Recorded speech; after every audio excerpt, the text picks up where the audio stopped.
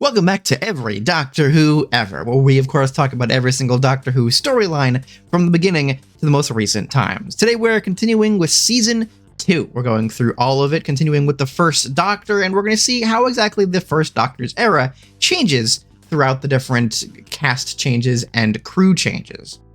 But of course, for those who don't already know, Doctor Who, of course, has been a series that has been going on for an incredibly long time, and it went through many changes. In this period of Doctor Who, through the first and second Doctor, it is entirely black and white, and due to the way that BBC just sort of treated their tapes, most of it is missing, and while some of it has been found later on, and some of it have been recreated through recordings and telesnaps, a bunch of episodes are still fully missing, and though you can experience them, it's not in the way that it was originally intended. Season 2 is at least kind of the last season where majorly most of the episodes you can still watch pretty easily. At this point, the producer is still Verity Lambert, the producer who basically helped to start this series in the first place. She, of course, oversaw this series slowly become a little bit more sci-fi filled, but would attempt to try and continue to make it more of the initial idea of it being kind of educational as they went through different time periods. Our very first episode today is, of course, Planet of the Giants. Planet of the Giants was basically meant to be the original first episode, which would have been strange, because, you know, it's about them being shrunken down. Now, mind you, of course, they have a time machine, so of course they do have a reason why it gets shrunken down, which is through some wibbly-wobbly nonsense. The TARDIS is accidentally shrunken down, and thus they are with it. They begin to explore what they believe to be a planet which is full of giant things, but as they soon enough find out that they begin to, recognize these things, it becomes a little bit more clear that they're actually on Earth itself. They're attacked, of course, by a giant regular cat, which I think is an effect done pretty well, especially for its time, and then a giant man. They soon find out that, in fact, this giant man has been murdered. This man has been murdered because he is a scientist working on some kind of new pesticide, which will be very, very bad for just plants in general. It's already been rejected by the FCC, but this one very stereotypical gangster murder man basically wants it. So, of course, when scientists say no, murder men say, "I kill you," which, of course, is the subplot of the three-part storyline.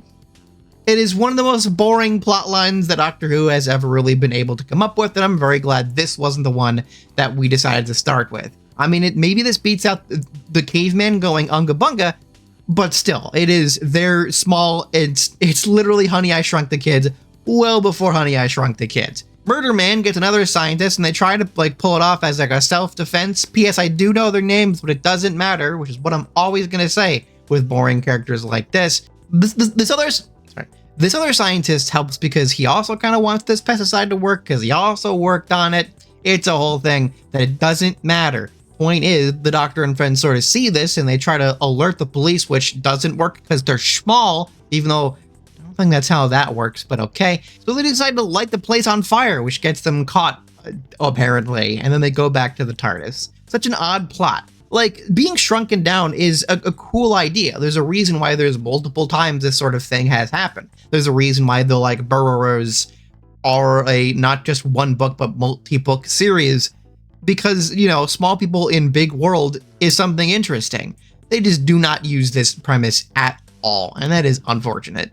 It clearly knew this in the middle of it. Director Mervyn Pinefield and Douglas Camfield, who worked together on what was supposed to be 4 parts of this, basically cut it down to 3 parts because they clearly didn't have enough of small people things to really, fit 4 whole episodes. These episodes being cut down will be very important for later on when we get to a certain storyline. So for me, personally, this is one of those old Doctor storylines you could easily skip and it wouldn't matter a damn, right? It's odd that this is the season premiere, but obviously, you gotta start somewhere, I guess. But hey, you're not here to hear me blab about a bunch of small people in Big World. You're here for me to talk about the Daleks again. They're back! From the previous season, they allowed Terry Nation to write his own story again, and it became the longest of the season. That certainly won't stop being a thing. Terry Nation was able to write the 6-part Dalek Invasion of Earth. And of course, it is a genuine classic, just like the original Daleks, and in fact, even better. We still have the original belt Daleks. We'll get to those Daleks later, but we do begin to start having the slightly different colored leader Daleks, which are the same thing, but show there's some vague hierarchy here. So let's get down to brass tacks and talk about Dalek Invasion of Earth, all right? the TARDIS returns to London. I want to remind everyone that the Doctor really doesn't know how to use the TARDIS, especially certainly not in early Doctor times. He's just kind of confused most of the time. He gets a bit confused, especially because the part they're in seems to be a little bit ruined, but turns out it's the 22nd century. Uh-oh. In what is the year 2105, Earth has been messed up by the Daleks and some crazy things that they've been doing in order to try and subjugate humanity, which of course includes putting brain helmets on people to make robo-men, even though they're not really robots and they're barely people at this point. All of them are looking around. Susan, the silly, goofy girl that she is, tried to look over a wall, slips and twists her ankle. This, of course, separates the two groups of our characters, the dudes and the dudettes. The dudettes who, of course, get found by some resistance members who are currently trying to find ways to fight against the Daleks. They get brought to their base while the Doctor and Ian are taken by the, again, quote, robo-men, while they're just sort of in a warehouse. While being attacked by them, they, of course, get the big twist reveal of the first episode, which, of course, is the Dalek showing up. Just awesomely showing up out of the water in one of my favorite shots of this era. The two plots basically split these two party. The Doctor and Ian are brought to this landing area with a bunch of the people who are trying to survive on Earth, and it's pretty cool to see how they bring them to this weird processing plant, and they begin to figure out why the hell the Daleks are even able to come. To remind everyone who vaguely cared about it in the previous Dalek storyline, they were stuck in the metal areas of their city because of blah blah blah science, but now because of other blah blah blah science, they're able to now roam around wherever they want. That's cool. Now we can shove Dalek wherever we want. On a boat? Later. But at the very least, they're able to explain what exactly happened, which is 10 years ago, they basically either sent or took advantage of the fact that meteors just bombarded the planet and sent a plague to Earth. Meanwhile, Susan and Barbara are dealing with the revolutionaries, who basically begin to build a bomb to shatter what is revealed to be Dalekanium. Yeah, the actual metal that the Daleks are made out of is Dalekanium. That is revealed here, and that is very fun. The Doctor is taken away to seemingly be robotized, but he is able to escape thanks to the Resistance, and the Doctor is brought to the Resistance. Ian is just left on his own, and he kind of has to deal with being in a Dalek saucer for the rest of the story. And it's not like they write him out or anything. He is stuck in there and has to deal with not being killed by Daleks. Barbara goes off on her own and basically has to help a girl named Jenny try to get away from the Daleks in order to help them and the guy who invented the bomb to basically try and find a way to fully make it work. And then, of course, he tests it by literally blowing himself up against a Dalek. Ian and other guy are brought to the mines, and Susan and David are, starting to get a little bit close. And it's in those moments that Susan begins to feel almost a little bit normal. She finds someone new who isn't scary or trying to kill her that she actually starts to have feelings for. The Doctor starts seeing this, and some things start, whirring up in his mind of what he needs to do. Kind of fast forward a teeny bit, eventually Barbara and Jenny are captured by some ladies who basically rat them out. They go into the same mines. Ian starts climbing around in those same mines, as while Barbara is in their control room, just allowed to be there because the Daleks are a little bit dumb sometimes, in order to stop their big, quote, master plan, which is to basically drill into the Earth and blow up its core so they can basically move the planet. The Doctor makes Susan and David destroy this, thing, which stops the Daleks from being able to stop Barbara from getting into the vocal control of the Robomen, and which she basically makes all the Robomen attack the Daleks. And with the mind stopped by plugging things into holes, the Daleks' master plan is stopped. Of course, though, the Doctor, Barbara, and Ian all get into the TARDIS, but Susan is left outside, and the iconic moment of the Doctor letting his granddaughter go plays out. It is an amazing moment and a great showing of why the Doctor is played by William Hartnell and why no one else in that moment was ever picked. Until it basically had to be that way. We often make fun of the guy, and, that makes sense. And a bunch of the problems with this series can be chalked up to multiple reasons, but never William Hartnell. Because when he is on his game, he is on his fucking A game, and it is fantastic. When the writing and his performance line up, it is moments like this that genuinely let you realize why this series kept going, despite the rest of the problems. It's cool to see the Daleks just sort of up and around in places, and it was a great idea to just like let them go wherever they wanted, because they were clearly the most like successful thing the series has ever done, not just at this time, but like in general. And it's always fun to see my favorite screamy boys just going around just murking dudes. This won't be the last time they have weird servants that they just decide to bring with them for whatever reason. I guess because they do need someone with hands to like make things, so sure. But how they make the things that like mind control them in order to make them make things with their hands? Unclear. This was the last serial edited by David Whitaker, who would continue as a writer on the occasion, while Dennis Spooner would be the new editor until the chase. Thus, with that, certain things began to be a little bit shifted in terms of how they were written. Certain projects actually began under Whitaker and now were under Spooner, and certain things got shifted around. But at the very least, we were able to get out the Daleks Master Plan. As mentioned before, I love every Dalek storyline, even the ones that I will acknowledge aren't great. So, you know, the Daleks Master Plan I'm gonna like it like regardless, but I have to let you know, it is a masterpiece of a story. It is one of the best Doctor Who storylines there is. It is so this like genuinely interesting, multifaceted storyline with 4 different character arcs going on at once. And though I'm skipping over certain parts of it, of course, it is absolutely one you must watch. It's one of those that I feel like in this era makes sense to be multiple parts, right? It makes sense why there's 6 whole episodes inside it. Like, I don't want to like go into too much detail about these storylines, especially this one, which I feel like you have to watch on your own. But there's a vagina monster in it. I forgot about that for a second. Daleks Master Plan is one of the best classic era plot lines, even throughout all these years later. It is a must watch, absolutely. As Susan is gone, though, Dennis Spooner and David Whitaker work together to try and write a story to introduce the new main character, which of course is Vicky, directed by Christopher Barry, who will direct both this and the next big story. The Doctor, Ian, and Barbara arrive on the planet Dido? I don't remember, where they're met by Kekillian. Kekillian is this weird-looking monster, ?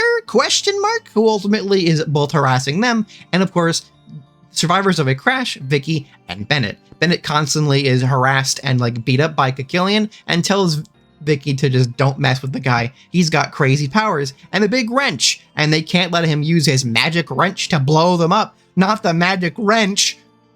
I know they're clearly trying to have it be some kind of mystical artifact, but that is a wrench. That is a wrench, my guy. Listen, Kekillian looks a little bit strange, but I feel like if I was met with that in like the dark of a night, I'd punch it in the face, and I'd probably easily find out that it was a guy. Is it a spoiler? A little bit. But Barbara survives the seemingly attempt to push her off a cliff and meets up with Vicky as Kekillian is off on his own, trying to kill Doctor and Ian. Now, they're kind of on their own throughout it. They are nearly eaten by a strange creature as they meet up with a weird video game trap where they're nearly pushed down into a pit. So while that's happening, Barbara connects to Vicky and soon sees the whole thing about where she comes from, how her family is basically gone, and she has nothing else to really go to when she goes back to Earth, because where she's from, the Earth of the future. It's good to mention the future or past in these space storylines because it allows us to remember the fact that we are in a time machine, something we'll kind of forget throughout most of the classic Doctor Who era. Of course, though, she does believe at first that she does have a still living father in this moment, and that Kekillian, is some evil monster who won't let them leave.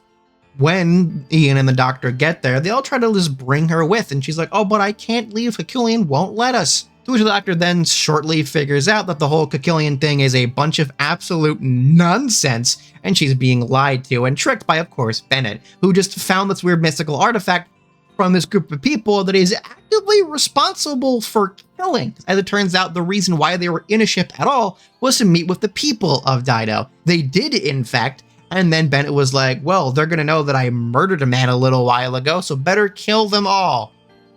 So he does, and he basically committed a genocide. Good job, asshole. The Doctor figures this out, and he's nearly blown up by his magic wrench, but then the ghosts of the Didoian people just take him away. Not sure what happens to the Didoian people, and I think they're technically still alive according to some books or such, but whatever. Point is, this is a fun little story. It's, it's 2 parts. It goes by quickly, and you're like, it was fun, This was an okay one, and is also one you kind of have to watch, right? When it is an introduction to a character, you have to watch it in order to understand how this character even joined and why, and why she goes with them. Finding out that her father was one of the people who were blown up by Bennett, she of course decides to go with them because what else does she have? And I'm glad. Vicky is pretty cool. Played by Maureen O'Brien, she was initially nervous about joining such a well-established ensemble, but was reassured by Carol Ann Ford after dropping out of the series, and I think that's great. A nice little passing of the torch to what is now basically the Doctor's surrogate granddaughter, as she'll be throughout the next few stories. P.S. We don't know Vicky's last name. Just Vicky. Maybe in the future you don't need last names and everyone's a little bit more like Cher. It's a fun story. It's one I do definitely recommend. But, you know, it's one that could have been a little bit more, I think, and probably was made to rush out to introduce this new character. I must say Vicky's whole like reaction to it being a time machine is, I think, like very odd, because she like definitely believes it as if it's like a regular thing, and it's like, ah man, what? But it is interesting to see new companions' interactions with the TARDIS like every time it happens, and Vicky's just like on board, and I love that. Her very first adventure with the group is, of course, the Romans. David Whittaker was, by this time, seeing historical stories as a bit of a liability. Verity Lambert really wanted it to keep going on until they allowed him to do whatever he wanted. So, of course, he made a comedy. This is during the time of Rome while it was sort of being ruined by Emperor Nero, who, of course, is a very strange man. Though we could really say that about a bunch of Roman emperors, because God knows if you know anything about Roman history, it was a mess for a lot of the time, but especially under Emperor Nero. And if you know anything about Emperor Nero, well, let's just say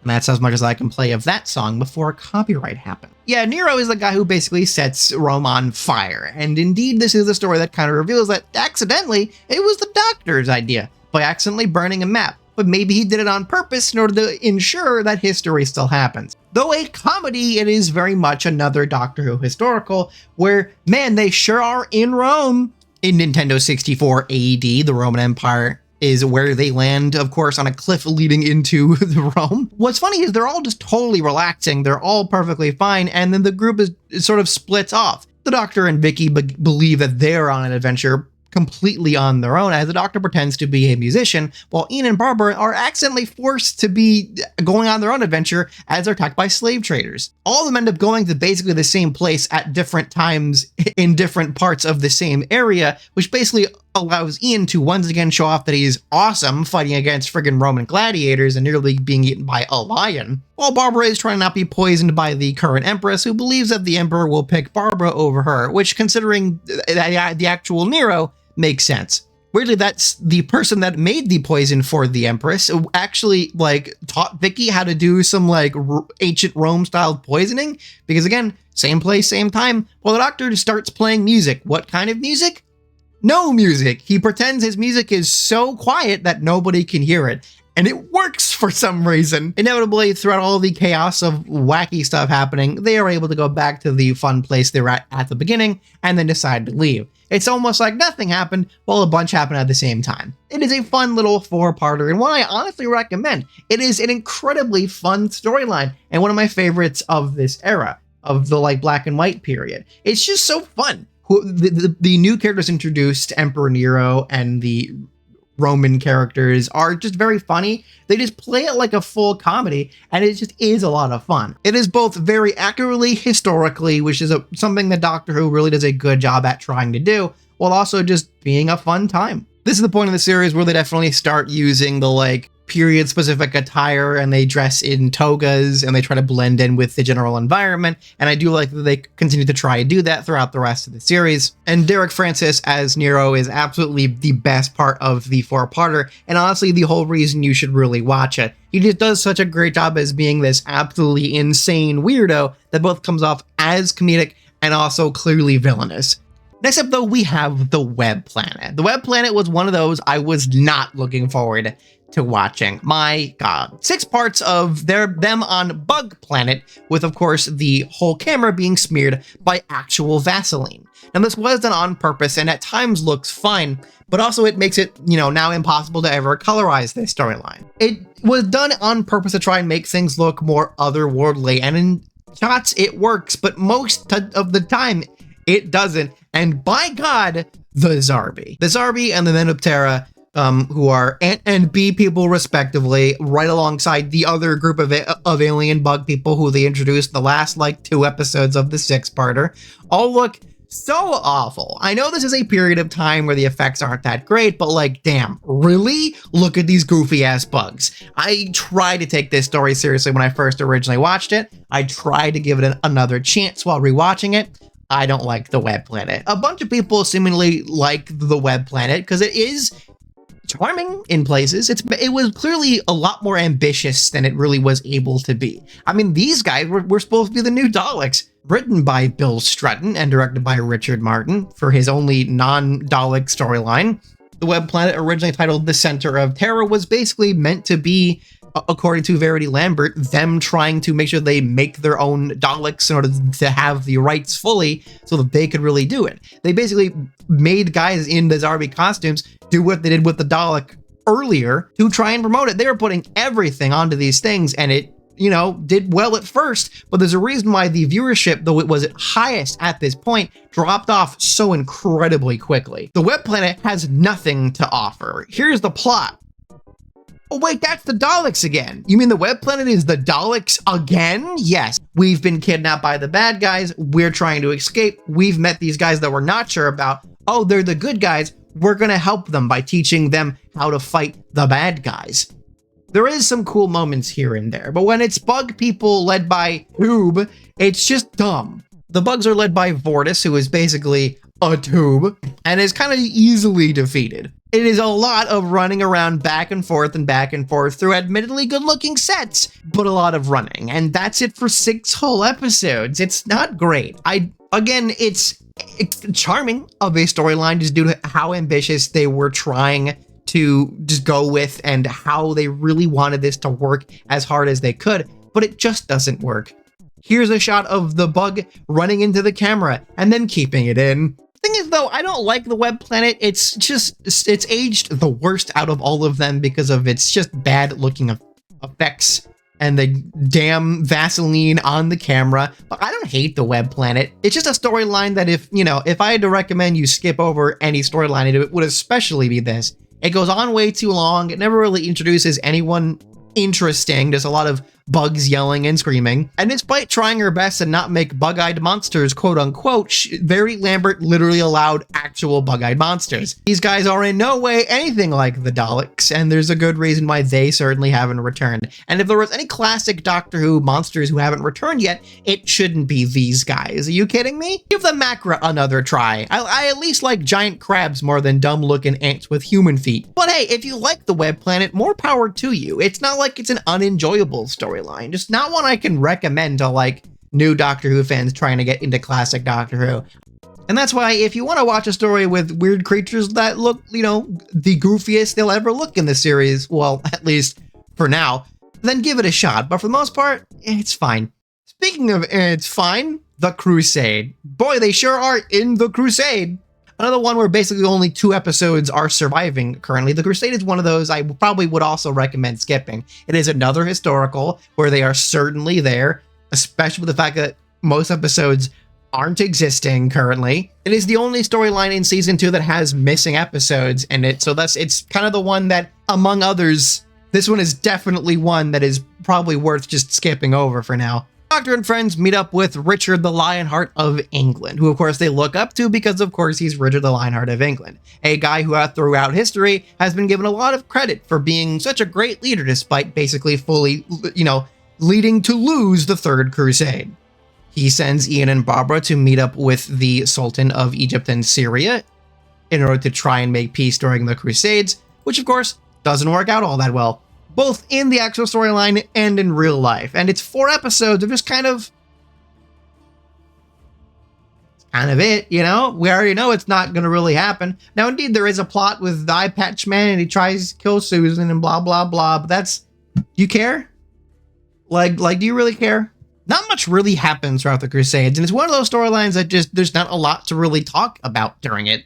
Nothing, though, and it is a fine storyline. It mostly comes from the fact that its dialogue is absolutely fantastic. Its dialogue is Shakespearean in nature, and, actually, though, it is in iambic pentameter, and it is just fantastic. They decided to really go off on this. Again, Verity Lambert really wanted those historicals, so she let the writers do whatever they wanted. And almost the actors of course, Richard and his sister, of course, tried to make it clear what was kind of known in history, which made William Hartnell very, very uncomfortable and was like, hey, calm it down. But that being said, that's sort of the idea here, right? They try to portray both sides of the Crusades as fine people, right? And both were in the middle of a war, which wasn't going to work out. There certainly is a regular bad guy here who gets in the middle of things, I guess, but it is an either hit historical figure, which would have been very easy to do. Once again, the classic Doctor Who, though its historicals aren't very interesting,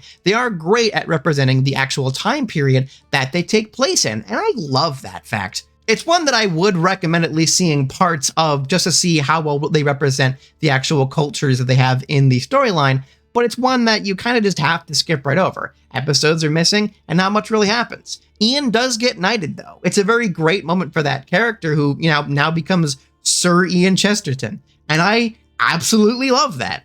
And that's how we'll be referring to him throughout the next couple episodes. Or storylines, I should say. Is that a spoiler? Kinda.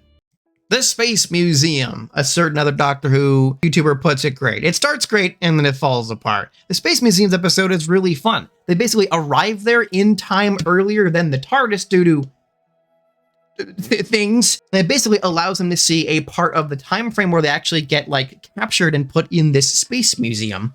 It's so very interesting because we slowly figure out what's happening and why people don't know them or interact with them. And just the image of them all in capsules is so jarring of an image, and it makes it almost so incredibly interesting. But then the second episode happens. They find out that it's controlled by the Morlocks, and there's the Zerons, who actually are the real inhabitants of this planet, and the Morlocks are people that just take over planets, and they have now this planet as a museum of all their conquests, one of which apparently is a Dalek shell, so damn, okay. This storyline will actually be the last time we see the Belt Daleks, and later on we'll see the, other versions of the Daleks, which are, I think, much better looking, but I do love the little belt design. The next time we'll see them will literally be decades later in The Magician's Apprentice. Obviously, of course, the group is captured. The Doctor, it tries to escape the Zeron, thinking they're the bad guys, as they are a bunch of Clockwork Orange-like ruffians. So he hides in said Dalek, and I think that's a very funny moment, as is when he actually later is captured and questions, where he basically uses their mind-reading device against them and does it to comedic effect. I love just seeing the actual actor in a wetsuit as if he was pretending he was great friends with walruses. That's a thing the Doctor liked to do, and I kind of believe it, that sometime in the middle of all this, he made friends with some walruses. So jot that down on thing that definitely happened. The Doctor, because of course William Hartnell takes breaks here and there, is kind of set off to be nearly cubed, while the rest of the groups meets up with the Zerons and very easily starts a revolution. They basically get into the gun holding chamber very easily when Vicky just hacks it. Good on her. Okay. And then they just fight against the Morlocks.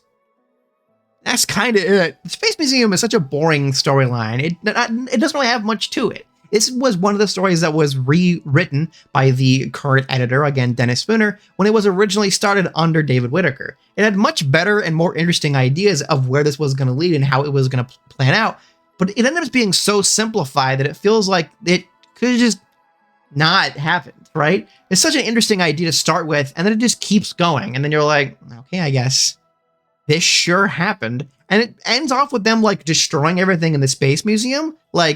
What? That's destroying history. Even if it was bad parts in history, it is still history. We still have to know about it. Even if it's about dumb fucking alien guys. Those are important artifacts. Even the Dalek shell? What? The Space Museum is a cool concept that they just don't do anything with. I'd love to see some kind of weird menagerie of Space Museum things like a bunch of sci-fi stuff has. Unfortunately, that's not what the Space Museum is, and it really just falls apart with a concept that was almost interesting because it was clearly rewritten in the most boring way possible. There's a good reason why this editor leaves after the chase, because, God, I don't think he really knew what he was doing. No disrespect to the man, but the Doctor Who was definitely not the kind of show he was meant to work on. And no, I refuse the idea that the Morlocks are meant to sound like the word moron, and that this is actually all meant to be a bad storyline on purpose, because then there would be some kind of like reason for things. If this was meant to be some kind of like satire on the show itself, not only would it be too early, it being still the 15th storyline ever, and there's not even like a formula yet, and there kind of won't be, but sci-fi is not well respected enough to fucking have a spoof or a parody yet.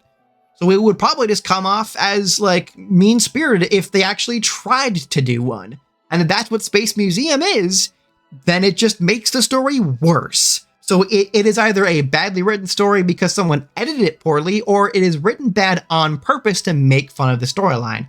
Either way, Space Museum can get thrown in the bin. It's probably because of the slight changes in the actual people behind the show that Jacqueline Hill decided that she was going to leave. And in fact, she was going to retire from acting not soon after this. And of course, at the same time, that means when Barbara leaves, so does Ian. Thus we get to the last appearance of that duo in The Chase. The Chase is allegedly a rushed job in order to try and make up for certain episodes that they weren't going to make, especially thanks to the Planet of the Giants. Terry Nation and Richard Martin once again coming together to try and put out Terry Nation's strange ideas. We get basically 3 two-parter storylines in The Chase. Similar to something like Keys of Marinus, it's like multiple storylines after every episode, where the first episode they're in the desert, then they meet up with the silver dudes, who end up, of course, being subjugated by the Daleks. Of course, now suddenly it being a Dalek storyline, for the next 2 parts it is now The Chase, which they, going to the TARDIS, go from place to place in the next 2 episodes, one being, at first, on the top of the Empire State Building with this wacky-ass cowboy man just being goofy to them, and then they go to the Mary Celeste, explaining why the Mary Celeste was emptied in history was because of the Daleks, I guess. Then going to a spooky area, which is full of like animatronics that apparently are so strong that they beat up the Daleks. I know the Daleks are classic Daleks at this point, and not as strong as they would be later on, but damn, it's just kind of funny seeing a robot Frankenstein fight against the Dalek and just like bang the guy. Then they go to another planet, which is in its first part of the 2 episodes they're on it, is filled with evil plants. Could have used that pesticide from Planet of the Giants, couldn't we? But then they are like nearly tricked by a robot clone of the Doctor, which is so weird. Especially because it's played by William Hartnell's like stuntman, and like when there's, when both are on screen, that makes sense. But when he's like grouped together with the other main characters and it's clearly the stunt guy, it's very noticeable. Obviously they pick correctly, though they don't like clarify that, so God knows if the current Doctor is actually a robot the whole time. I've went through a whole storyline with Spider-Man in the 90s comics where they nearly go, actually the one you've known this whole time isn't that guy, so let's hope that never gets brought up and we never go through that again in my life. Nip that in the bud. The Doctor's not a robot right now. Don't give me that theory. I'll kill you. But then they meet up with some big old Christmas balls, which apparently were made by humans a long time ago.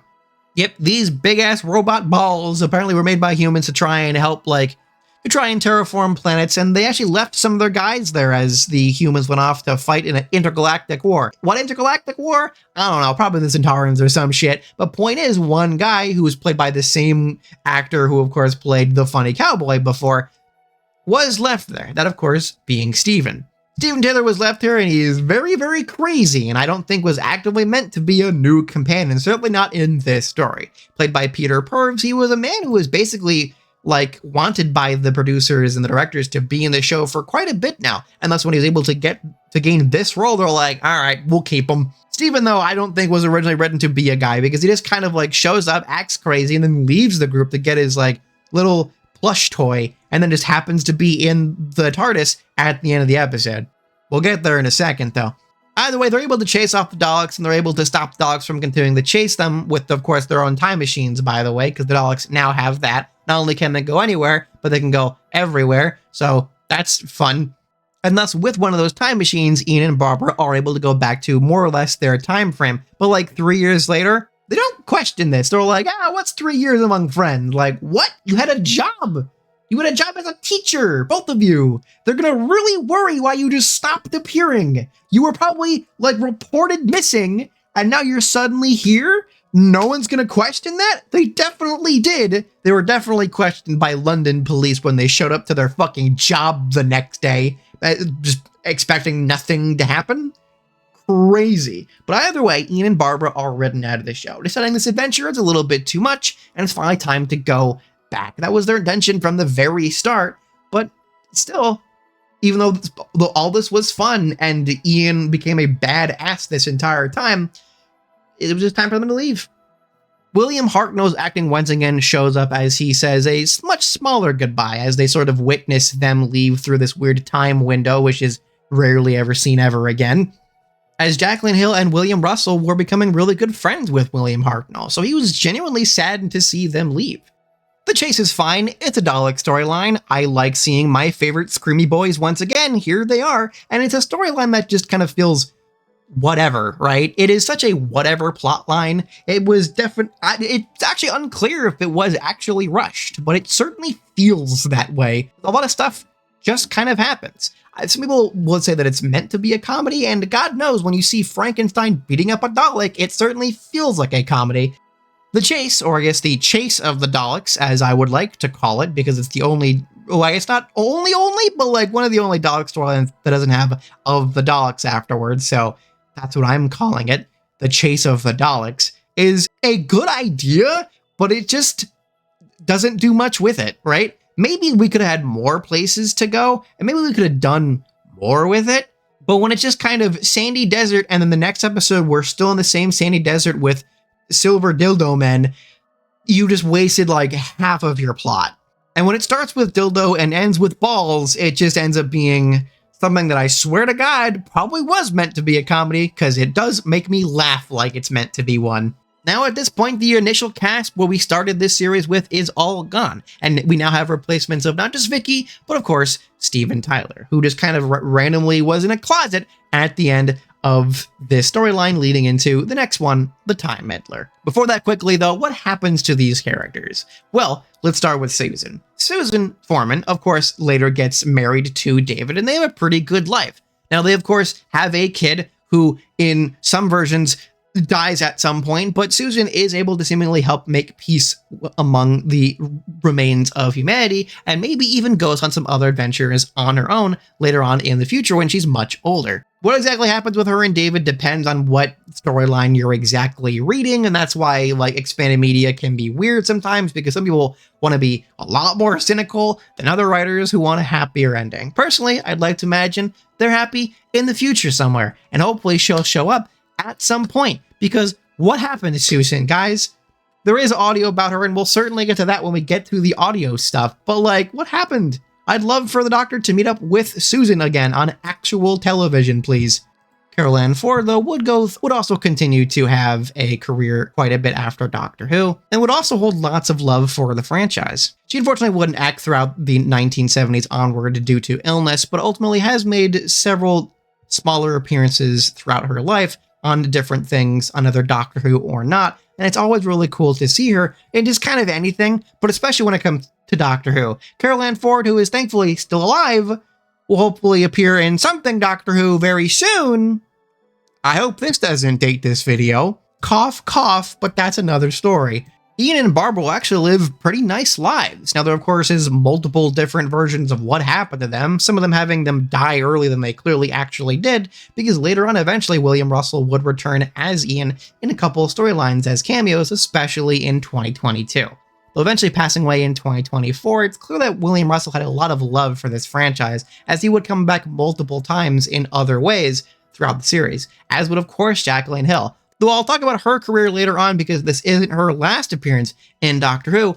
With that, we get to our last storyline, that of course being the Time Meddler. The Time Meddler being 4 parts is very notable. It is the first story to have 2 companions, this is being Steven and Vicky, a format that will become the default for the rest of the first Doctor's era. Steven throughout the whole entire time doesn't believe they're even in the friggin' like past, right? I don't know where he thought that he brought them, like what is he even thinking? He did see the like actual inter part of the TARDIS, but just assumed it was a like actual machine. So that's why Stephen never really has a, oh my god, it's bigger on the inside type moment, because he sort of has that as the, you mean it's that? That's crazy. You're crazy. You're lying to me. This is all a trick. But he does begin to figure it out by the end that they're clearly in the past, and mostly when, Vikings show up. They are, of course, during the time where the Saxons were still the main people on the island of the UK, well before there was ever a UK, and where there was even before a K, really. That's sort of the main subplot. The Saxons are constantly being attacked by the Vikings, one of which may have did a very bad thing, especially according to a book that decides to get,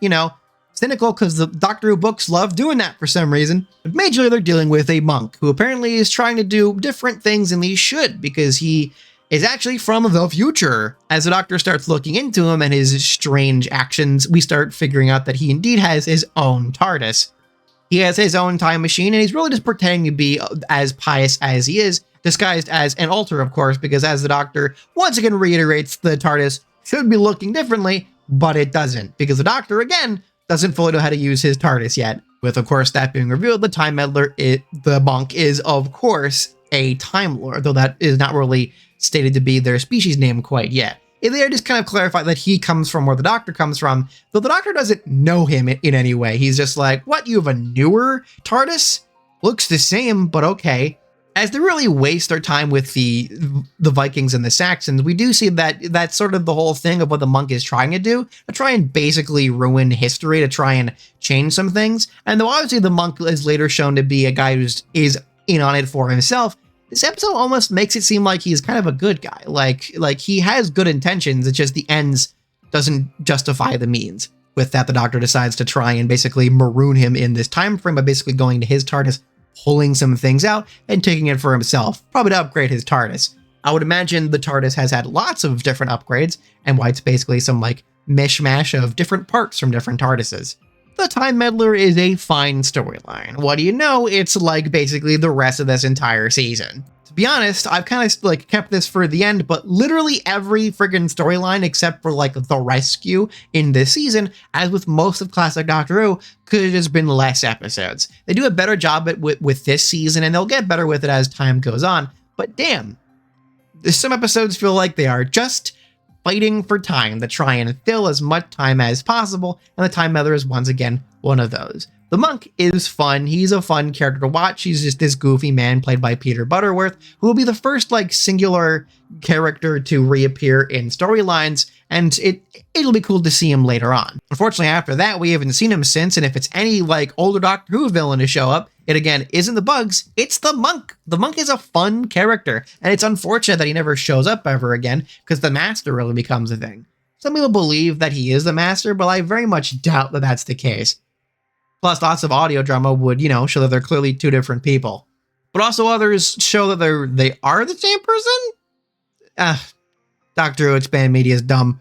Either way, the actual Time Meddler storyline is fun. It's one that I actually do recommend. Its middle two parts are just whatever, but its first and second parts are actually really good. And if it is a little bit more refining, this would be a slam dinger classic. What Doctor Who needed to be and how it needed to go wouldn't really fully be figured out till years later. And I really feel like the important part of Doctor Who is slowly uncovering what works and what doesn't. And that's what really makes the first Doctor's time. William Hartnell is a great actor, and when he works with people, with actors and storylines that actually cares about, he can really pull it out, and he makes the show incredibly enjoyable. When there's fun sci-fi stuff, it is much more entertaining than the actual historical stuff, something that they begin to really figure out throughout season 2. And that's what makes season 2 a better season than season 1, but still just as, it's fine. It's a fine season. I hate that once again I really have to go into the first Doctor's era and really be like, oh, I didn't care for most of it, and that's unfortunate. I have a lot of respect for William Hartnell and a lot of respect for the people behind the scenes who are trying their best to make a show because they really like this concept and they want to make it work. But the unfortunate part is they don't know how to make it work yet, and these are the growing pains of the franchise, aren't they? The historicals are boring, and they're probably more boring than they were previous, and they won't stop being boring, and I'll say boring less in the next episode, I promise. But at the very least, the sci-fi stuff was so much more interesting than it was previous. Are things still not perfect? Of course not. And it's clear they're at least trying to mix things up and make things different than they did originally. And I really respect that. When things really work in this season, they work damn well. They got some great performances, some cool appearances of creatures and storylines, which are very entertaining, and some very respectful representations of history. But a lot of it is waiting around, running around. Boy, is it boring. I try to not have it too much in this, but you know, a lot of my opinions towards most classic Doctor Who storylines in general, but also especially in this period of time, is, oh my god, why is this many episodes? The best storylines make it worth your time, but the most of this season just doesn't. And once again, we have a just kind of okay sci-fi show that I know will get better, but god, if I was watching this back in the day, I probably wouldn't have been a Doctor Who fan. If I didn't know where this was leading from being a modern fan going back into classic Doctor Who stuff, I probably wouldn't have watched it at all. That's kind of what I gotta say about the second season of Doctor Who. Here are all the second season episodes. We'll certainly get to all of William Hartnell's era ranked in general, but here is all of them just like ranked on their own, probably here on the screen. Yeah, most of them are just as fine in the like D like rank episodes of they're all right, and that's mostly my opinion of the William Hartnell era of they're okay. Thankfully, though, I'll get to season 3 much quicker, as the very next episode will be the next video I make, which will be season 3. We'll be ending the time, more or less, of William Hartnell with season 3, and its more storylines than previous, and also the longest classic Doctor Who storyline, the Daleks Master Plan, alongside Vicky and Stephen leaving, and the new characters coming on, Ben and Polly. Will this season be much better for me, and will I be much more interested? I don't know. We'll just have to see as we rewatch season 3 next time. Until then, though, this was season 2 of classic Doctor Who. I hope you enjoyed my run through of the entirety of it, and I hope you enjoy the rest of your day. If you did and will, hopefully you subscribe and leave a comment on what else I should talk about going forward. Make sure you leave a like and you share to everyone you know to the point that it annoys them. Most importantly, stay good, stay safe, and don't be an asshole.